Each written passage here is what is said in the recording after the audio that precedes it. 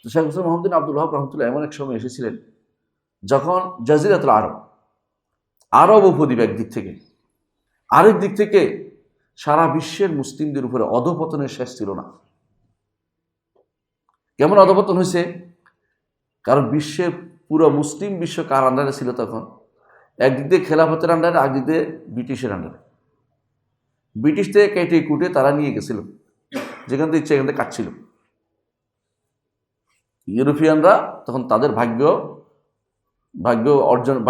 জন্য খোঁজার জন্য সারাদিনে বেরোছিল। তো এই সময় আল্লাহ তাআলা শেখ হোসেন মাহমুদ আব্দুল ওয়াহাবকে পাঠিয়েছেন এমন এক জায়গাতে যেটা কোনো কারো অধীন রাষ্ট্র ছিল না।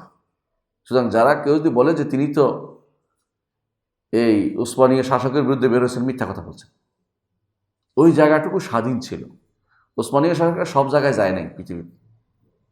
ওই জায়গাতে যা যাইতো না কেন? কারণ ওই জায়গাতে কোনো তখনকার সময়ে রিয়াদ বলেন, খোবার বলেন, ওই জায়গাটুকুতে কিছু ছিল না, মরুভূমি।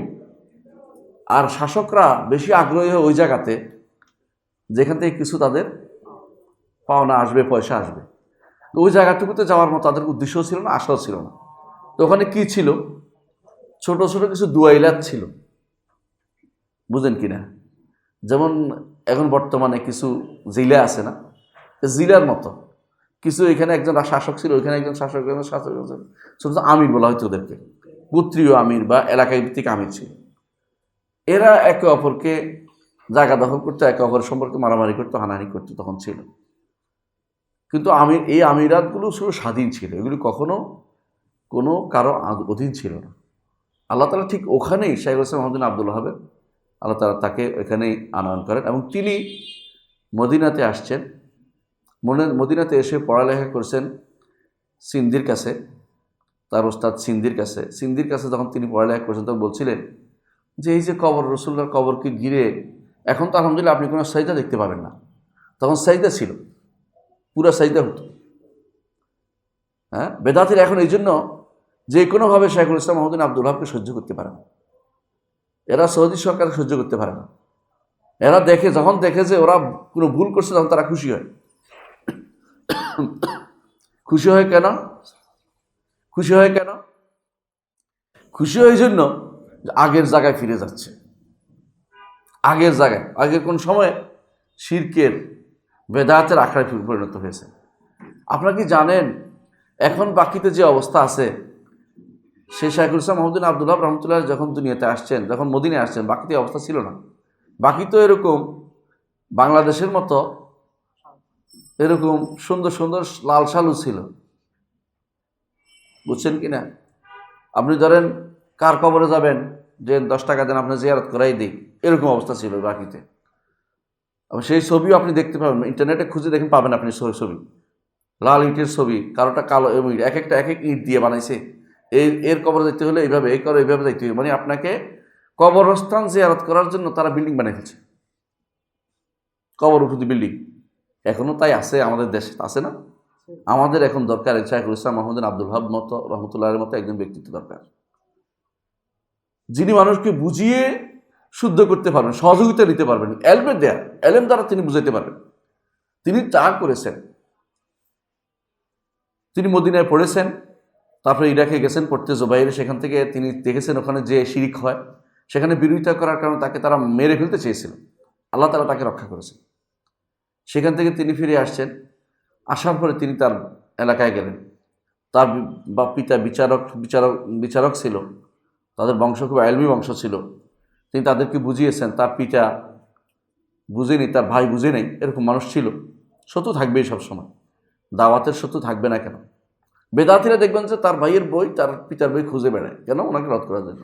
এখনও আছে তারা, বেদাতিরা এখনও তাই করে। আপনি দেখবেন যে ওই কথা বলতেছে তারা, যে ওর বাপে কী করছিল, বাপে কী সাজা কী করছিল, এটা দিয়ে দুনিয়াতে কিছু হবে না। রাসূলুল্লাহ সাল্লাল্লাহু আলাইহি ওয়াসাল্লামকে আল্লাহ তাআলা বলেছেন নেশান ইয়াকাহুল আবতার, আপনার শত্রুরা লেজ কাটা। ঠিক লেজ কাটা ছিল। আপনি রাসূলুল্লাহ সাল্লাল্লাহু আলাইহি ওয়াসাল্লামের শত্রু যারা ছিল তাদের কি বংশধর কেউ আছে?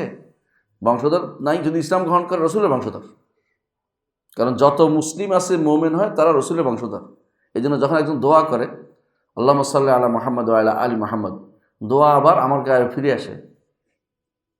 কারণ আলে মোহাম্মদ, প্রত্যেকটা মোত্তাকি ব্যক্তি হচ্ছে আলে মোহাম্মদ। আপনি ইমানদার হন, তাকওয়ার অধিকারী হন, আপনি আলে মোহাম্মদ। কিন্তু আলে মোহাম্মদ যদি কেউ কাফের হয়ে যায়, সে আলে মোহাম্মদ না। আলে মোহাম্মদ যদি কোনো দিন থেকে বেরিয়ে যায়, আলে মোহাম্মদ না। আলে মোহাম্মদ কুল্লু মুমিনিন তাকি, কুল্লু মুমিনিন তাকি, প্রত্যেকটি ইমানদার ব্যক্তি, মোত্তাকি ব্যক্তি আলে মোহাম্মদ। সেই হিসাবে শত্রুদের কে কি বিরোধিতা করে এটা বড় কথা না। যদি ওইখান থেকে ভালো মানুষ এসে যায়, তাহলে আলহামদুলিল্লাহ সেও এর অনুসারী হয়ে গেল। আবুল আহাব তার বংশের মধ্যে ঈমান আনছে, আবুল আহাবের বংশদের মধ্যে পরবর্তী ঈমান আনছে। তাই বলে পরবর্তীতে যারা ছিল উতবা, সাইবার, রাবি, এগুলি মরে গেছে, কিন্তু তাদের বংশধর অনেক ঈমান আনছে।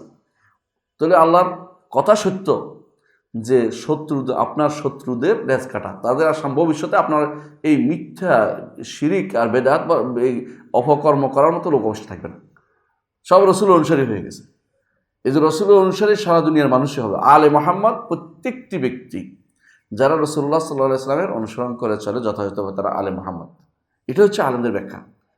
তাহলে আমরা বুঝতে পারছি যে শাইখুল ইসলাম মুহাম্মদ বিন আব্দুল ওয়াহাব রাহমাতুল্লাহ আলাইহি তিনি যে কাজ রেখে গেছেন এটা চলবে, যেভাবে শাইখুল ইসলাম ইবনে তাইমিয়া রেখে গেছেন যে কাজ, সে কাজ চলছে।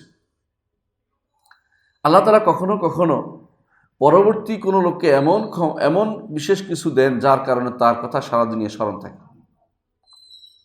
দেখুন, ইব্রাহিম আলাইহিস সালাতু ওয়াস সালাম, তিনি তো নূহ আলাইহিস সালাতু ওয়াস সালামের পরে আসছে, তাই না? অবশ্যই পরে আসছে, কিন্তু তার স্মরণ যতটুকু আছে নূহ আলাইহিস সালাতু ওয়াস সালামের চেয়ে বেশি না? অবশ্যই বেশি। কারণ তিনি দোয়া করেছেন আল্লাহর কাছে যে আল্লাহ, যে আমার স্মরণ পরবর্তীদের মধ্যে রাখুন। আল্লাহ তাআলা সেটা কবুল করছেন। আমরা প্রতি সলাতে ইব্রাহিমের নামটা আনতে হয়, প্রতি সলাতে ইব্রাহিমের নামটা আনতে হয়। চিন্তা করে দেখেছেন কীভাবে দোয়াটা কবুল করছে আল্লাহ তাআলা?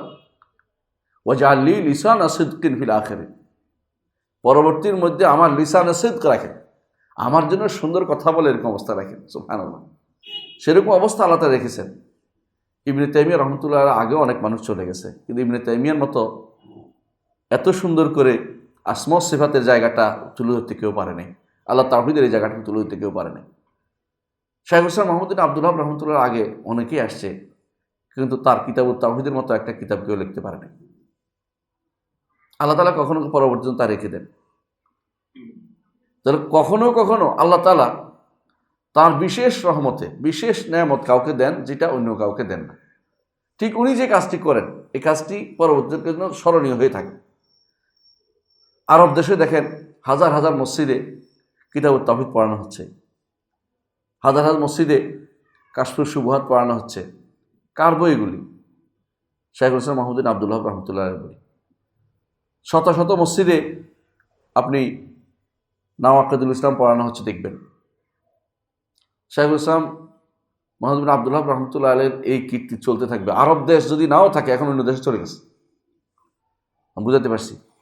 মানে আরব দেশ গেলেও ফাঁক বাড়াতে চলে আসছে। ইউরোপে পড়ানো হচ্ছে, ইংরেজিতে অনুবাদ হচ্ছে। আপনারা ইংরেজিতে অনেক পাবেন, যেগুলোর ব্যাখ্যা ইংরেজিতে প্রচুর আছে। এবং আলহামদুলিল্লাহ শত শত আলেম দাঁড়িয়ে গেছে। তাদের মধ্যে বিভিন্ন দোষ ত্রুটি থাকতে পারে, কিন্তু তাওহীদের ব্যাপারে কোনো ছাড় তারা দিতে রাজি হয় না। না, এই জায়গাটুকু আমরা ঠিক রাখি। এটা কি প্রমাণ করে? আল্লাহ কবুল করেছেন, আল্লাহ কবুল করেছেন, এবং এটা কবুল করার জিনিসও। কারণ এই জায়গাটুকু কোনো ছাড় দেওয়ার জিনিস না, এটা জানতেই হয় প্রত্যেকটি মানুষকে। শাইখুল ইসলাম মুহাম্মদ বিন আব্দুল ওয়াহাব রাহমাতুল্লাহ আলাইহি ছোটো ছোটো চিঠি লিখতেন, ছোটো ছোটো চিঠি লিখতেন। এই ছোটো চিঠিগুলো ব্যাখ্যার জায়গা হয়ে গেছে। এক পৃষ্ঠার একটা, যেটাকে বলা হয় নাওয়াকিদুল ইসলাম, এটা আমরা এই বড়তে ব্যাখ্যা করেছেন সালেহ ফাউজান, ব্যাখ্যা করেছেন। আর অন্যরা ব্যাখ্যা করেছেন এর চেয়ে বড়, অনেকেই ব্যাখ্যা করেছেন। সালাসাতুল উসুল বা উসুলুস সালাসা, কয়টা ইচ্ছা করলে আপনি একদিন মুখস্থ করতে পারবেন। আমার ছাত্ররা মুখস্থ করে এটা, আলহামদুলিল্লাহ। কুষ্টিয়াতে, ঝিনাইদহে যারা পড়ে আমার কাছে, প্রথম কাজ হলো যে সালাসাতুল উসুল মুখস্থ করতে হবে, দ্বিতীয় কাজ হলো কিতাবুত তাওহীদ মুখস্থ করতে হবে। তা করে তারা, এবং এটা মুখস্থ না করলে আমি সার্টিফিকেট দিই না। যতক্ষণ মুখস্থ না হবে কোনো কথা নেই, তারপরে কথা অন্য কিছু।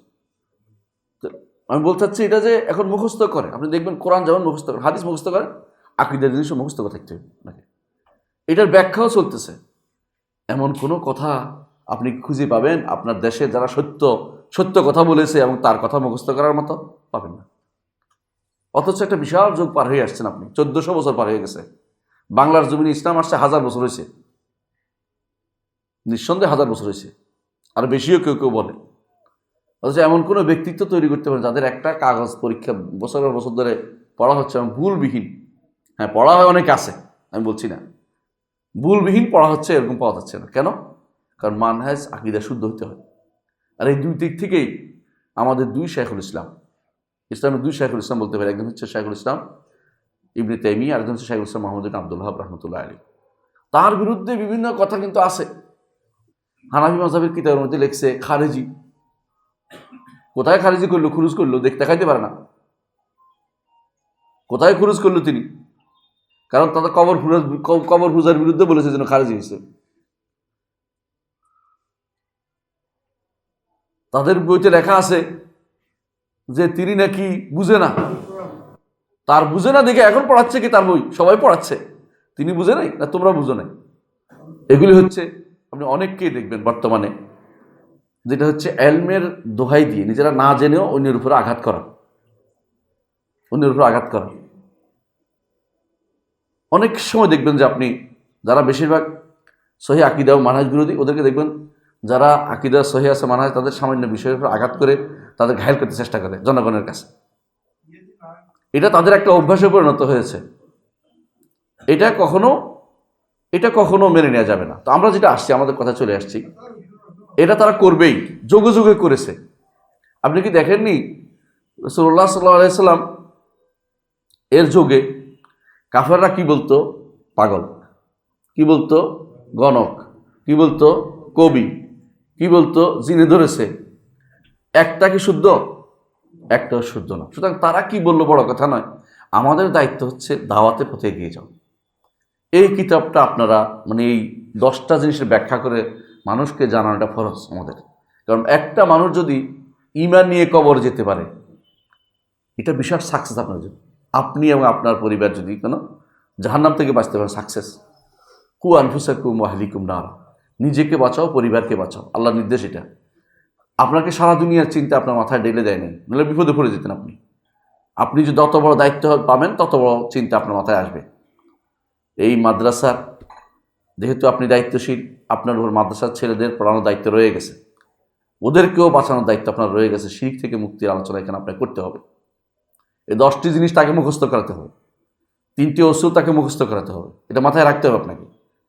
এই জন্য মদিনার শেখ আব্দুল মোহসেন আল কাসেম, দেখবেন তার ছোটো ছোটো অনেকগুলো গ্রন্থ আছে নতুন বাচ্চাদের মুখস্থ করার জন্য। প্রথম দার্স যেন হয় আপনাদের এখানে সবখানে, মান রব্বুকা ওমা দিনুকা ওমান নাবিয়ুকা। আপনার অন্য কিছুর দরকার নেই, আপনার তারবিয়া দিনিয়া যত রকম বই বের হয়েছে না, এগুলির মধ্যে যদি 3টে জিনিস না থাকে এগুলো পড়াই না। আগে তোমার রবকে, দিনকে, ইসলাম, দিনকে নবীকে এটা শিখিয়ে দেন ভালো করে।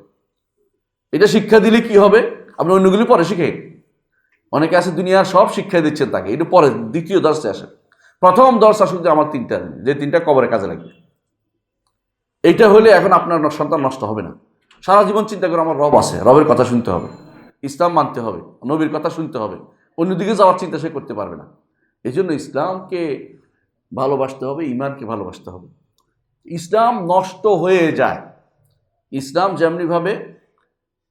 যেমনিভাবে হয় তেমনিভাবে নষ্টও হয়।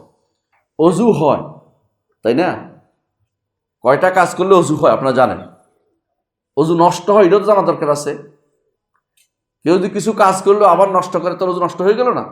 তো নষ্ট করা যাবে না, কারণ একটা মানুষের জীবন অত্যন্ত সংকীর্ণ। এই জীবনে যা আপনি করবেন কোথায় পাবেন সেটা? পরবর্তী জীবনে সেটা পাবেন। এই জীবনে যা যা আপনি করবেন পরবর্তী জীবনে সেটা পাবেন। জীবনের এই সময়টুকু যদি নষ্ট করে দেন আপনি, বিশাল সময় যদি আপনার নষ্ট হয়ে যায়, তো আপনার জন্য সংগ্রহ অনেক কমে গেল, আপনার সংগ্রহ অনেক কমে গেল। সময় থাকতে কাজে লাগানো দরকার, সময়টাকে নষ্ট করা যাবে না। তো আমরা এই জন্য অনুরোধ জানাবো, আসুন আমরা এই কিতাবটা পড়ি, ব্যাখ্যাটা শুনি, ইনশাআল্লাহ এটা আমাদের কাজে লাগবে। এবং নিজে ব্যাখ্যা শোনা নয়, সন্তানদের সহ শুনবেন, এদেরও বোঝানোর চেষ্টা করবেন যে আমি যতটুকু শুনেছি তোমরাও শোনো, এটা ইনশাআল্লাহ কাজে লাগবে। এই জন্য আমরা প্রথমে শুরু করব, ওইটা কার বলছি, শাইখুল ইসলাম মাহমুদ ইবনে আব্দুল ওয়াহাব রহমতুল্লাহ আলাইহির কথা। তিনি মাত্র অল্প কয়েকটা কথা বলেছেন, 10টি জিনিসের কথা বলেছেন। এটা নাওয়াকিদুল ইসলাম আল আশারা বলে, 10টি কাজ ইসলামকে বিনষ্ট করে দেয়। সেটা নিয়ে আমরা ইনশাআল্লাহ পড়তে চাচ্ছি, বিস্তারিত আলোচনা করতে চাচ্ছি। আলহামদুলিল্লাহ, আমরা প্রথমেই বলি নাওয়াকিদ, উনি বলছেন নাওয়াকিদুল ইসলাম। নাওয়াকিদ শব্দের অর্থ কী? নাকদ অর্থ হচ্ছে, আরবিতে নাকদ হচ্ছে কোনো কিছু নষ্ট করে যাওয়া। মানে একটা দেয়াল আছে, দেয়ালটা ভেঙে ফেললাম, অথবা হাতের সামনে কিছু একটা আছে ভেঙে ফেললাম, মোবাইল আছে ভেঙে ফেললাম, নকদ করা, নাকাদা, ধ্বংস করে দেয়া। এই জন্য আল্লাহ তাআলা বলছেন ওয়ালা তানকুদুল আইমান বা'দা তাওকীদিহা, কোনো শপথ যখন করো তোমরা কোনো কাজ করা, এটাকে তোমরা নকদ করো না, অর্থাৎ এটাকে ভঙ্গ করো না। সূরা নাহলের 91 নম্বরে আল্লাহ তাআলা বলেছেন। অনুরূপভাবে সূরা নাহলের 92-তে বলছেন ওয়ালা তাকুনু কাল্লাতী নাকাদাত গাজলাহা, ওদের মতো হয় না, ওই নারীর মতো হয়েও না, যে নারী কি করে সারাদিন ধরে সুতা ঠিক করে বিকালবেলা সেটাকে আউলে ফেলে। ওয়ালা তাকুনু কাল্লাতী নাকাদাত গাজলাহা মিন বা'দি কুওয়াতিন আনকাতা, এরকম হয়েও না। আল্লাহ তাআলা এটা আমাদেরকে এইভাবে নকদ, মানে জিনিসটাকে নিষিদ্ধ, নকদ শব্দ বোঝানোর জন্য আমি দুটো আয়াত নিয়ে আসছি, যেন নকদ করিও, নষ্ট করিও না, নষ্ট যেন না করে। ইসলাম হচ্ছে আমার মেইন পুঁজি, এই পুঁজি একবার নষ্ট হয়ে গেলে আপনি এটা আর পাবেন না। ইসলাম কী কী কারণ নষ্ট হয়ে যায় এটা আমাদের জানতেই হবে। কারণ হুযায়ফা ইবনে ইয়ামান রাদিয়াল্লাহু আনহু বলেন, মানুষ জিজ্ঞাসা করতো এরপরে কি আছে, এরপরে কি ভালো আছে, এরপরে কি ভালো আছে। আমি রাসূলুল্লাহ সাল্লাল্লাহু আলাইহি ওয়াসাল্লামকে জিজ্ঞাসা করতাম এরপরে কি খারাপ আছে, এরপরে খারাপ আছে, এরপরে কেন? মাখাফাতা আন তুদরিকুনি, যাতে আমাকে খারাপ পেয়ে না বসে, যাতে আমাকে খারাপ কোনদিন পেয়ে না বসে।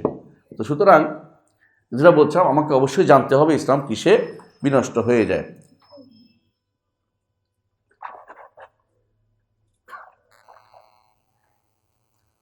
ইসলাম কাকে বলে এটা আগে জানা দরকার। নষ্ট শুনলাম নাওয়াকিদুল ইসলাম, ইসলাম কাকে বলে? ইসলাম কাকে বলে? আমাদের অনেক ভাই তো ইসলাম সম্পর্কে জানি, তাই না ভাই? ইসলাম কাকে বলে কেউ বলতে পারবেন? একজন হাত তোলা দিয়ে, একজন, আপনি ছাড়া, আপনি ছাড়া। হ্যাঁ, ইসলাম কাকে বলে? হ্যাঁ হ্যাঁ, মাশাআল্লাহ, তুমি একটা বলেছো, আচ্ছা ঠিক আছে, তবু সাহস আছে। হ্যাঁ, আর কে আছে? ইসলাম কাকে বলে?